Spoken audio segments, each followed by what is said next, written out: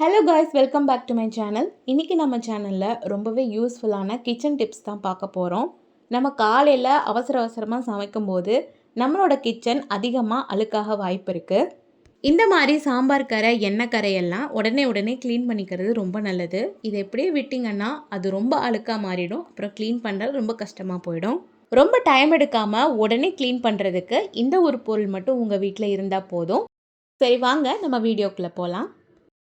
சமைக்கிறப்போ அதிகமாக நம்ம யூஸ் பண்ணுறது இந்த கேஸ் ஸ்டவ் தான். இந்த கேஸ் ஸ்டவ்வில் நம்ம சமைக்கும் போது சாம்பார் கரை, எண்ணெய் கரை, அப்புறம் பால் கரை எல்லாம் சிந்தி அப்படியே கரை பிடிக்க வாய்ப்பு இருக்குது.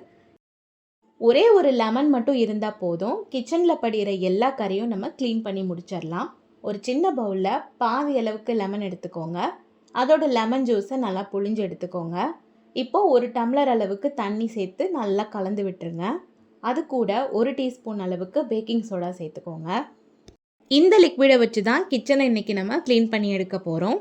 கேஸ் ஸ்டவ் மேலே இந்த தண்ணியை அப்படியே தெளித்து விட்டுருங்க. தெளித்து விட்டுட்டு ஒரு 2 நிமிஷத்துக்கு அப்படியே விட்டுருங்க.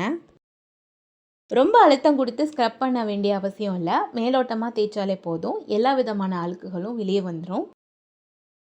ஸ்டவ்வை ஃபுல்லாக தேய்ச்சி முடித்ததுக்கப்புறம் ஒரு க்ளீனான துணி எடுத்து ஸ்டவ்வை நல்லா தொடச்சி எடுத்துருங்க. இதை அப்படியே விட்டுறாமல் உடனே க்ளீன் பண்ணிட்டீங்கன்னா உங்களுக்கு டைம் ரொம்ப சேவ் ஆகும். இப்போ உங்கள் ஸ்டவ்வை பாருங்கள், புதுசு மாதிரி நல்லா பளபளன்னு இருக்கும். இந்த மாதிரி சமைச்சு முடித்த உடனே டக்குன்னு க்ளீன் பண்ணிட்டீங்கன்னா உங்களுக்கு ஸ்டவ்வோட லைஃப் ரொம்ப நாளைக்கு வரும்.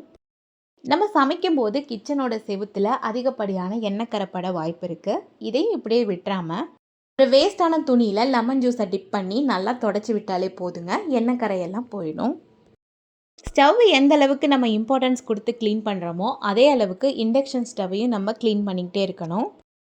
ஸ்டவ்வை தொடச்ச மாதிரி இண்டக்ஷன் ஸ்டவ்வையும் நல்லா க்ளீன் பண்ணிடுங்க. உடனே க்ளீன் பண்ணிட்டீங்கன்னா உங்களுக்கு லைஃப் ரொம்ப நாளைக்கு வரும். நம்ம கிச்சனில் அதிகமாக யூஸ் பண்ணுற பொருள் அடுத்து என்னென்னு பார்த்தீங்கன்னா இந்த அருவா தான். இது காய் வெட்ட, கறி வெட்டலாம் நம்ம அதிகமாக யூஸ் பண்ணிவிட்டு அப்படியே விட்டுருவோம். யூஸ் பண்ணிவிட்டு க்ளீன் பண்ணாமல் விட்டிங்கன்னா அருவா துருப்பிடிச்சு போக வாய்ப்பு இருக்குது. இந்த துருப்பிடிச்ச அருவாவை தூக்கி போடாமல் இந்த மாதிரி யூஸ் பண்ணி பாருங்கள். லெமனோட தோல் எடுத்து அருவா ஃபுல்லாக தேய்ச்சிருங்க. தேய்ச்சிட்டு ஒரு 2 நிமிஷத்துக்கு அப்படியே விட்டுருங்க. இப்போ நம்ம பாத்திரம் கழுவ யூஸ் பண்ணுற ஸ்க்ரப்பர் எடுத்து நல்லா தேய்ச்சிட்டிங்கன்னா உங்களுக்கு அதிகப்படியான துருவெல்லாம் வெளியே வந்து நல்லா தேய்க்கும் போதே அந்த துருவெல்லாம் வெளியே வருது பாருங்கள். இதுக்கப்புறம் நீங்கள் சாணம் பிடிச்சி யூஸ் பண்ணலாம்.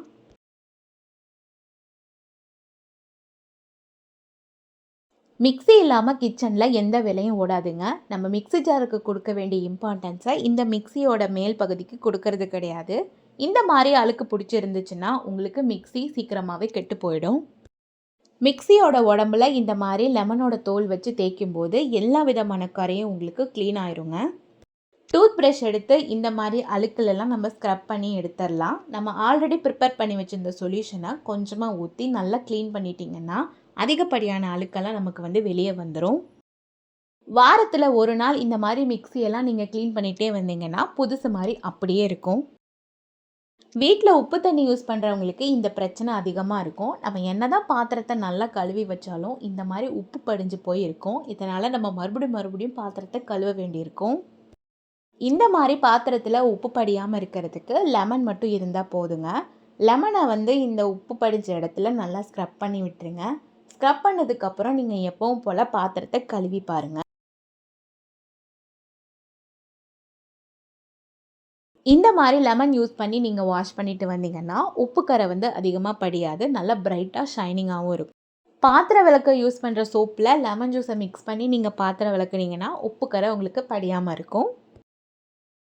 இந்த வீடியோ உங்களுக்கு ரொம்ப யூஸ்ஃபுல்லாக இருந்திருக்கும், பிடிச்சிருக்கும்னு நினைக்கிறேன். பிடிச்சிருந்தா லைக் அண்ட் ஷேர் பண்ணுங்கள். இதே மாதிரி நிறைய வீடியோஸ் அண்ட் டிப்ஸ்க்கு நம்மளோட சேனலை சப்ஸ்கிரைப் பண்ணிக்கோங்க. நெக்ஸ்ட் வீடியோவில் பார்க்கலாம். பாய்.